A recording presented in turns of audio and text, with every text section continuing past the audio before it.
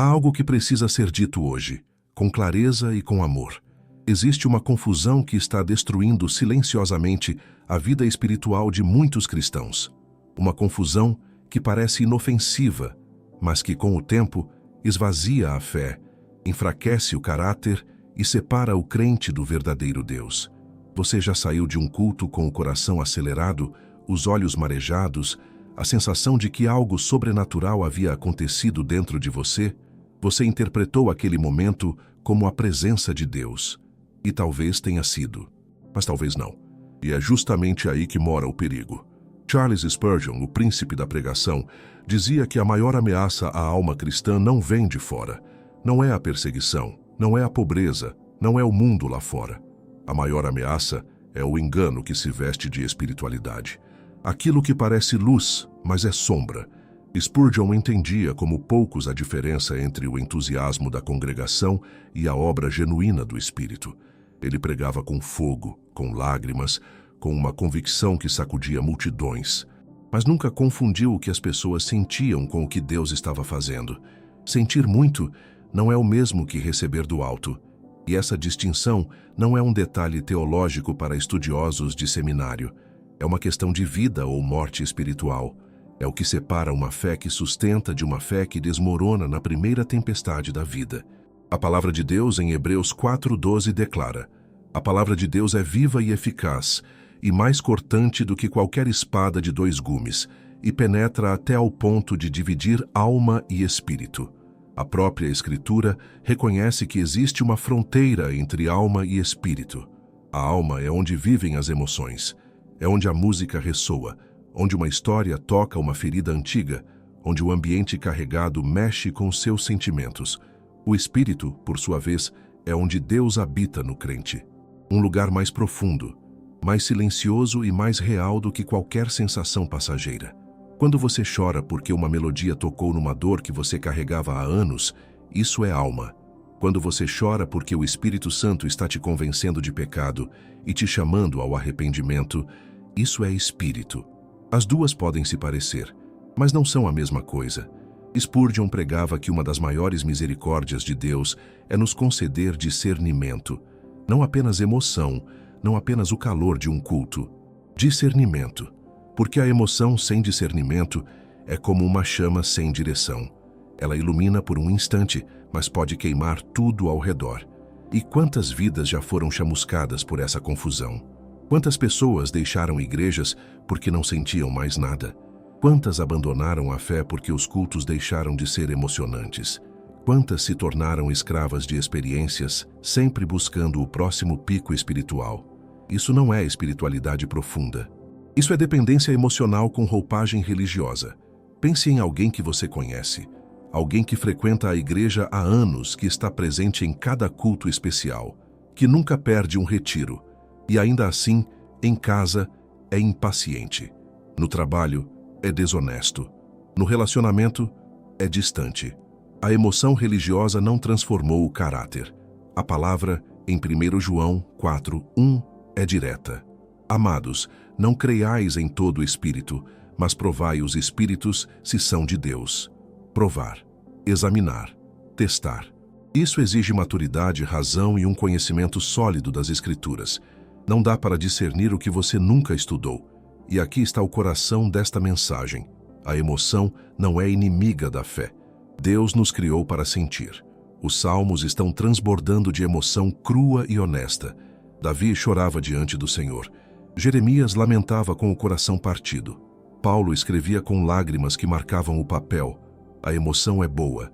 A emoção é humana. A emoção é bíblica. O problema não é sentir. O problema é quando a emoção sobe ao trono que pertence ao Espírito. Quando você passa a medir a sua relação com Deus pela intensidade do que sente e não pela profundidade do que obedece. Spurgeon ensinava que a fé genuína não precisa de clima favorável para existir. Ela persiste no deserto, quando os céus parecem de bronze e as orações parecem não passar do teto. A fé que permanece quando a emoção vai embora é a marca do verdadeiro discípulo. Romanos 8,16 diz: o próprio Espírito testifica com o nosso espírito que somos filhos de Deus. O Espírito testifica com o nosso espírito, não com as nossas emoções. É uma certeza que mora mais fundo do que qualquer arrepio, mais profunda do que qualquer lágrima. Essa certeza não grita. Ela não precisa de microfone nem de palco. Ela é silenciosa como uma âncora firme no fundo do mar. Você não a vê, mas ela segura. Ela sustenta. Ela não te deixa ir à deriva, mesmo quando tudo ao redor está em movimento. E é dessa certeza que nasce uma fé inabalável. Uma fé que não desmorona quando a vida aperta. Uma fé que não precisa de efeitos especiais para existir. Ao longo desta pregação, vamos continuar revelando como essa confusão age no dia a dia e o que a palavra nos ensina para superá-la. Se essa mensagem chegou na hora certa para você, inscreva-se no canal agora. Toda semana trazemos pregações que vão às raízes da fé cristã, sem superficialidade.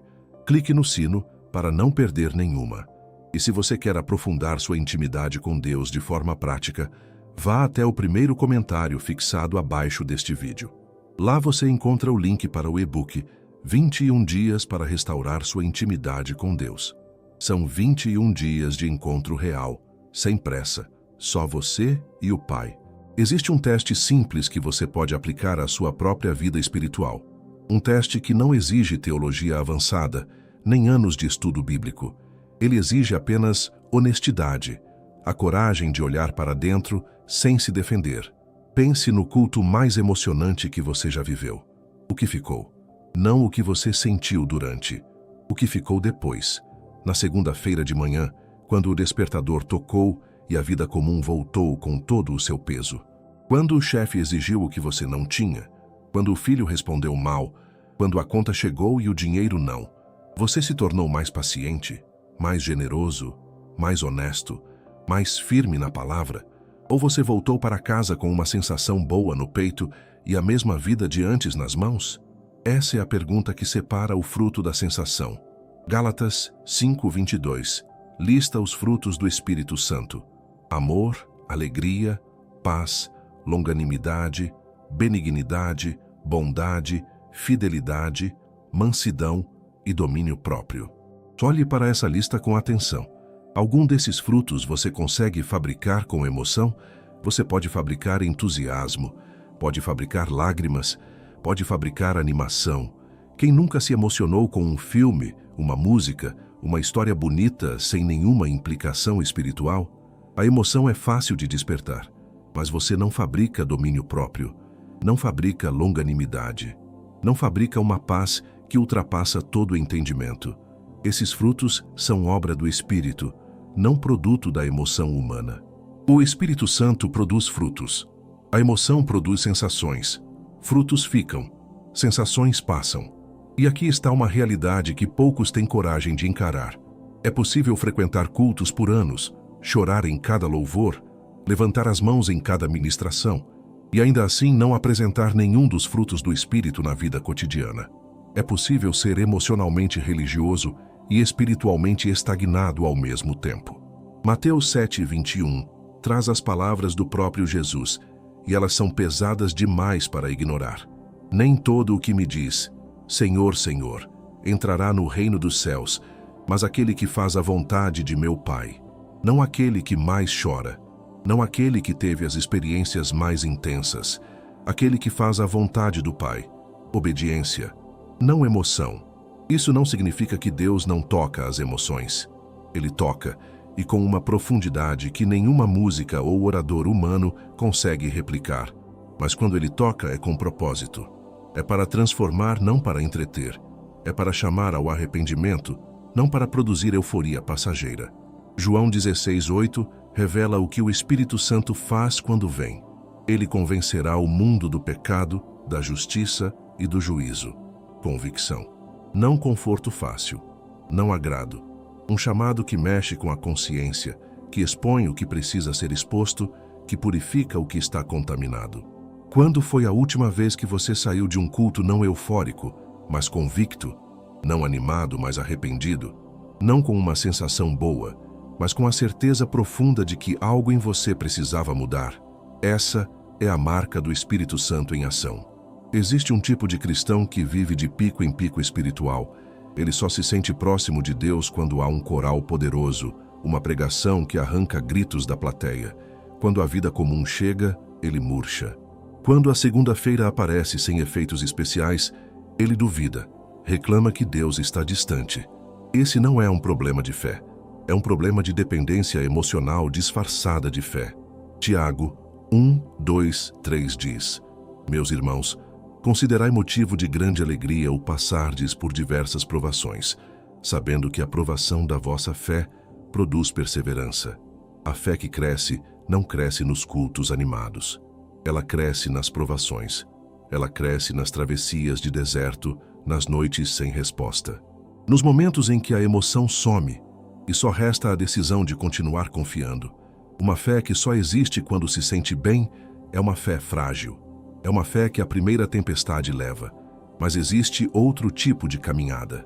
A caminhada de quem aprendeu a obedecer mesmo sem sentir. A caminhada de quem lê a palavra não porque está com vontade, mas porque entende que ela é o alimento da alma. A caminhada de quem ora no silêncio, sem música, sem atmosfera preparada. Salmo 119, 105 diz: Lâmpada para os meus pés é a tua palavra e luz para o meu caminho. Não é o culto que ilumina o caminho. Não é a sensação do culto, é a palavra. E ela age independentemente de como você está se sentindo quando a lê. Você pode estar seco por dentro, exausto, sem uma emoção sequer, e a palavra ainda trabalha, ainda forma, ainda transforma, porque ela é viva, ela é eficaz, ela não depende do seu estado emocional para agir. Essa é a diferença entre construir sobre a rocha ou sobre a areia. A emoção é areia. Ela sustenta por um tempo, parece firme quando está seca, mas na primeira chuva ela cede. A palavra é rocha. Ela sustenta quando tudo ao redor balança. E Jesus não escolheu essa imagem por acaso. Em Mateus 7, 24, 25 ele disse: Todo aquele que ouve estas minhas palavras e as pratica será comparado a um homem prudente que edificou a sua casa sobre a rocha. Sobre a rocha. Sobre a palavra praticada, obedecida, vivida no cotidiano. Que tipo de fundação você tem escolhido para a sua vida espiritual? Essa pergunta não é retórica. Ela é o convite mais urgente que esta pregação pode te fazer. Porque a chuva vem, a tempestade vem, e quando vier, só a rocha sustentará. Existe uma armadilha que age devagar. Ela não chega de repente, não anuncia a sua presença, não levanta bandeiras vermelhas. Ela se instala aos poucos, culto após culto, experiência após experiência, até que um dia você percebe que não sabe mais distinguir o que é de Deus do que é de você mesmo. Essa armadilha tem um nome: a substituição da verdade pela experiência. Quando a experiência emocional se torna o critério da espiritualidade, a palavra de Deus começa a perder o seu lugar. Você passa a avaliar um culto pela intensidade do que sentiu e não pelo que foi ensinado. Passa a escolher igrejas pelo calor da atmosfera e não pela solidez da pregação. Passa a confiar em ministros pelo quanto eles te fazem sentir e não pela fidelidade deles às Escrituras. E aí começa uma deriva silenciosa, lenta, mas profunda. Uma deriva que pode levar anos para ser percebida, mas que causa estragos enormes na vida espiritual de quem cai nela. A Bíblia, em 2 Timóteo 4:3-4, adverte: Porque virá tempo em que não suportarão a sã doutrina, pelo contrário, segundo as suas próprias concupiscências, multiplicarão para si mestres conforme os seus próprios desejos, e se recusarão a dar ouvidos à verdade, voltando-se para as fábulas. Esse tempo não está chegando. Esse tempo já chegou. E ele chegou disfarçado de avivamento. Há pregações que fazem você se sentir extraordinariamente bem, sem jamais te chamar ao arrependimento. Há ministérios inteiros construídos sobre a promessa de experiências sobrenaturais que nunca apresentam o chamado à santidade. Cultos onde se chora muito, se grita muito, e a palavra de Deus é mencionada de passagem como enfeite de algo que é, na essência, puro espetáculo emocional. Isso não é avivamento. Isso é entretenimento religioso. O verdadeiro avivamento começa no caráter. Ele não se mede pela quantidade de choro num culto. Ele se mede pela transformação moral que permanece na segunda, na terça, na quinta-feira, quando ninguém está olhando. Quando você está sozinho, sem palco, sem câmera, e ainda assim age com integridade. Tiago 1:22 não deixa espaço para interpretação. Sede cumpridores da palavra e não somente ouvintes, enganando-vos a vós mesmos. Enganando-vos a vós mesmos. Essas palavras precisam ecoar, porque é possível ouvir muito, sentir muito e não fazer nada. É possível ser profundamente emocionado pela palavra e completamente imóvel diante dela. Ouvir sem obedecer é auto-engano. Pense em alguém que assiste a um sermão poderoso sobre perdão, chora durante toda a pregação, sente o coração dilacerado pelo amor de Deus e, na semana seguinte, mantém o mesmo rancor de anos com o irmão, com o cônjuge, com o vizinho. A emoção foi real. A obra do Espírito, porém, não aconteceu. Porque o Espírito Santo não vem para te fazer sentir bem com o pecado que você carrega. Ele vem para te libertar dele. Ele vem para romper correntes, não para afagar feridas que precisam ser curadas pela obediência. Efésios 4:30 diz: E não entristeçais o Espírito Santo de Deus, com o qual fostes selados para o dia da redenção. O Espírito pode ser entristecido, pode ser contristado pela persistência no pecado, pela resistência ao chamado, pela preferência pela emoção religiosa em vez da obediência real. Quando você busca a sensação em vez da transformação, você está, sem perceber, colocando o seu conforto acima da obra do Espírito. Há uma diferença enorme entre um coração que foi tocado e um coração que foi mudado. O coração tocado sente. O coração mudado age diferente. O coração tocado busca a próxima experiência. O coração mudado caminha na nova direção que Deus apontou. E essa mudança de direção, essa metanoia que a Bíblia chama de arrependimento, ela não depende de uma atmosfera especial. Ela depende de uma vontade rendida, de um homem ou de uma mulher que decide, em meio à vida comum, que vai caminhar segundo o Espírito e não segundo a carne. Romanos 8:5-6 declara: Porque os que são segundo a carne inclinam o seu pensamento para as coisas da carne, mas os que são segundo o Espírito, para as coisas do Espírito. Porque o pensamento da carne é morte, mas o pensamento do Espírito é vida e paz. Vida e paz. Não euforia e arrepios. Vida e paz. Esses são os frutos de uma caminhada guiada pelo Espírito. Uma paz que não depende das circunstâncias. Uma vida que não precisa de estímulo externo para permanecer firme. Uma estabilidade que resiste ao silêncio de Deus, que resiste à secura, que resiste à ausência de sensações intensas. Essa estabilidade não se constrói em cultos emocionantes. Ela se constrói no altar do cotidiano, na oração sem plateia, no estudo da palavra sem pressa, na obediência silenciosa que ninguém aplaude, mas que o céu registra, porque há um Deus que vê o que é feito em secreto. E ele não está impressionado com performances emocionais. Ele está atento à condição do seu coração quando ninguém está olhando. Mateus 6:6 traz as palavras de Jesus: Tu, porém, quando orares, entra no teu aposento e, fechando a tua porta, ora a teu Pai que está em secreto, e teu Pai, que vê em secreto, te recompensará. O aposento fechado, sem plateia, sem atmosfera preparada, sem música, só você e Deus. É nesse lugar que a fé verdadeira se constrói. É nesse lugar que o Espírito Santo age com mais liberdade. Porque onde não há performance, só pode haver verdade. E é a verdade que liberta, que forma, que transforma de dentro para fora. Chega um momento na caminhada de todo crente em que uma pergunta precisa ser feita com coragem. Não para o pastor, não para o líder de célula, não para o amigo de fé, para si mesmo no silêncio honesto de um coração que deseja a verdade acima de qualquer conforto. Essa pergunta é: o que tem guiado a minha vida espiritual? A palavra de Deus ou o que eu sinto? Não é uma pergunta fácil, porque a resposta honesta pode revelar que você tem construído a sua fé sobre uma base que parece sólida, mas que treme diante da primeira pressão real da vida. E a vida sempre pressiona. Sempre chegará um momento em que a emoção não estará disponível. A vida espiritual madura não é ausente de emoção. Ela é maior do que a emoção. Ela existe antes da emoção chegar. e permanece depois que ela vai embora.